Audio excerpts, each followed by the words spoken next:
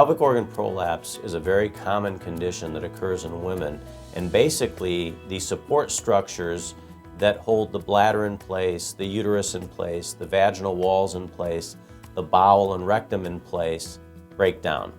And when that occurs, you actually get a descent or protrusion of tissue. It could be the vagina in front of the bladder. It could be the actual uterus falling out through the vagina. It could be a portion of the bowel pushing the vagina. It can actually be the bowel coming out through the opening of the anus. So there's a variety of different types of prolapses. In medical terms, we call the bladder prolapse a cystocele. We call the rectal prolapse a rectocele. Uterine prolapse is called uterovaginal prolapse. And again, these can occur in isolation or together with multiple things prolapsing. The prevalence of these conditions is extremely high. There's now good studies that have shown if a woman lives to be 80 years old, she has an 11% chance of having an operation for one of these conditions.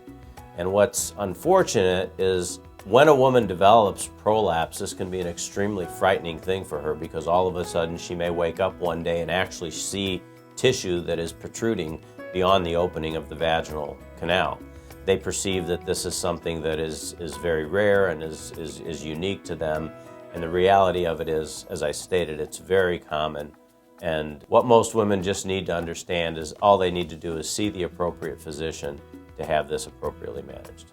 So the treatment of pelvic organ prolapse is basically one, observation.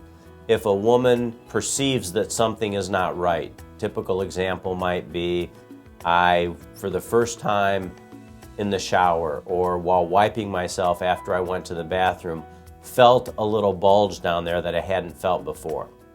And comes in, it's not bothering the patient, it's really not impacting her quality of life in any negative way. It's very, very appropriate to just observe in that setting. We don't know the natural history, and I can't say for sure that it's ever going to be a problem.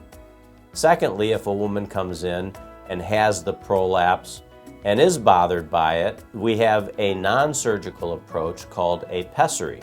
A pessary is nothing more than an object that's inserted into the vagina, and its role is to actually maintain the tissue in its appropriate location.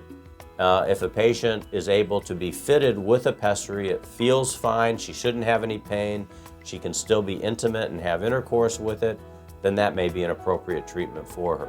The mainstay of therapy, or the definitive treatment, is surgery. Again, a lot of perceptions that are just not accurate exist. For example, recently, many women have been exposed to all of the issues of vaginal mesh that has been used in this area. The reality of it is we can treat 90+% of patients using their own tissue with surgery done through the vagina in a very minimally invasive fashion with very little downtime. So again, please understand that many of the perceptions that are currently out there in mainstream media are actually not accurate. And if you have a problem with prolapse, seek out an appropriate provider because you'll be surprised how easily at times this can be managed, even if surgery is involved.